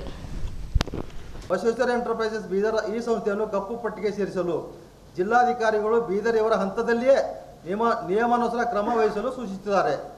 ಯಾರೋ ಕಮಿಷನರ್ ಯಾಕೆ ಲೆಟರ್ ಬರ್ದಾರ ಇವ್ರಿಗೆ ಬ್ಲ್ಯಾಕ್ ಲಿಸ್ಟ್ ಹಾಕ್ರಿ ಅಂತೇಳಿ. ಇಷ್ಟೆಲ್ಲ ಆಧಾರ ಸಹಿತ ದಾಖಲೆ ಇದ್ದರೂ ಸಹ ಜಿಲ್ಲಾ ದಲಿತ ಸಂಘರ್ಷ ಸಮಿತಿಯವರು ಸಂಚಾಲಕರಾದ ಬಾಬು ಪಾಸ್ವಾನ್ ಮತ್ತು ಅವರ ಸಂಗಡಿಗರು ಪತ್ರಿಕಾಗೋಷ್ಠಿಯಲ್ಲಿ ಬಸವೇಶ್ವರ ಸಂಸ್ಥೆ ವಿರುದ್ಧ ಆರೋಪ ನಿರಾಧಾರ ಎಂದು ಹೇಳುವುದು ಹಾಸ್ಯಾಸ್ಪದವಾಗಿದೆ. ಒಟ್ಟಾರೆ ಹೇಳಬೇಕಾದರೆ ಕಳ್ಳನಿಗೆ ಸುಳ್ಳನ ಪ್ರಮಾಣ ಪತ್ರ ಕೊಟ್ಟಂತಾಗಿದೆ. ಕಳ್ಳ ಮಾಡ್ಯಾನವ ಅವನಿಗೆ ಸುಳ್ಳು ಒಬ್ಬ ಸುಳ್ಳಿನ ಮಾತ್ರ ಪ್ರಮಾಣ ಪತ್ರ ಕಳ್ಳ ಮಾಡಲಿ ಅಂತೇಳಿ ಆ ಕಳ್ಳನಿಗೆ ಸುಳ್ಳನ ಪ್ರಮಾಣ ಪತ್ರ ಕೊಟ್ಟಂತಾಗಿದೆ. ಬಾಬು ಪಾಸ್ವಾನ್ ಮತ್ತು ಅವರ ಸಂಘಟಕರ ಅಂದಿನ ಪತ್ರಿಕಾಗೋಷ್ಠಿಯಲ್ಲಿ ಎಂದು ಹೇಳುತ್ತಾ ಇಂದಿನ ನಮ್ಮ ಈ ಪತ್ರಿಕಾಗೋಷ್ಠಿಯಲ್ಲಿ ಮಾಧ್ಯಮ ಮೂಲಕ ತಿಳಿಸುತ್ತೇವೆ.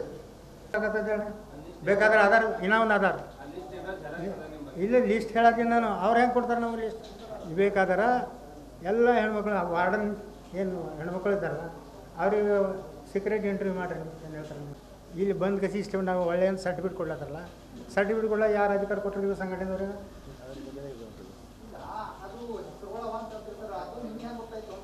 ನನಗೆ ಗುರ್ತಿದ್ದಿಂದ ಕಾರಣ ಹೇಳತ್ತೀನಿ. ಯಾಕೆ ಗುರ್ತಾಯ್ತಂದ್ರೆ ಏನು ನಡೀತಾ ಇದೆ ನನಗೆ ಗುರ್ತಿತ್ತು. ನಡೀತಾ ಇದೆ ಇನ್ಕ್ಲೂಡಿಂಗ್ ಆ ಡಿಪಾರ್ಟ್ಮೆಂಟ್ ಇದ್ದವ್ರು ನಮಗೆ ಹೇಳ್ತಾರೆ. ಏನು ನಡೀತಾ ಇದೆ ಅಂದ್ರೆ ಬೇರೆಯವ್ರನ್ನೂ ಹೇಳ್ತಾರೆ.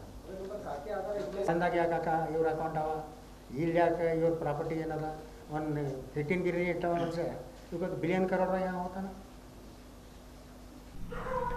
ಭಾರತ ರತ್ನ ಸರ್ ಎಂ ವಿಶ್ವೇಶ್ವರಯ್ಯ ಅವರ 165ನೇ ಜನ್ಮದಿನಾಚರಣೆಯ ಸಂದರ್ಭದಲ್ಲಿ ವಿವಾ ಸಂಘವು ಎಂಜಿನಿಯರ್ಗಳ ದಿನವನ್ನು ವಿಶೇಷವಾಗಿ ಆಚರಿಸಲಾಯಿತು.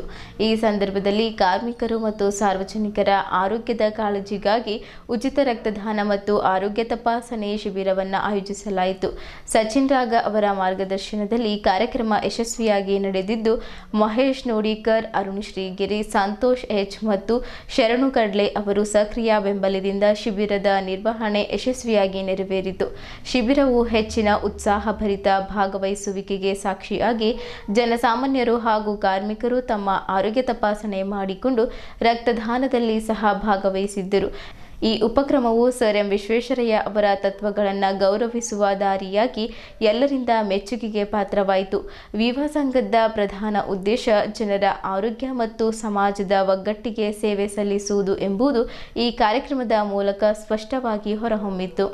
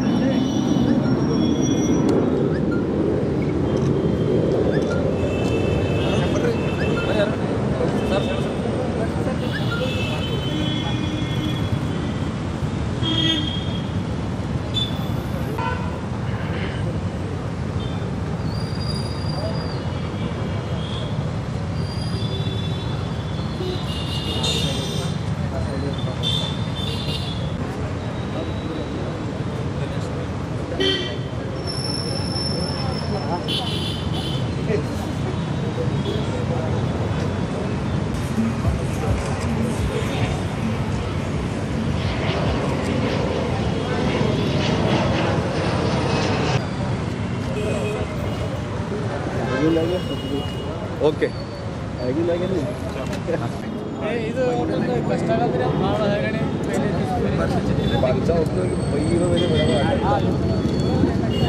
Automatic mission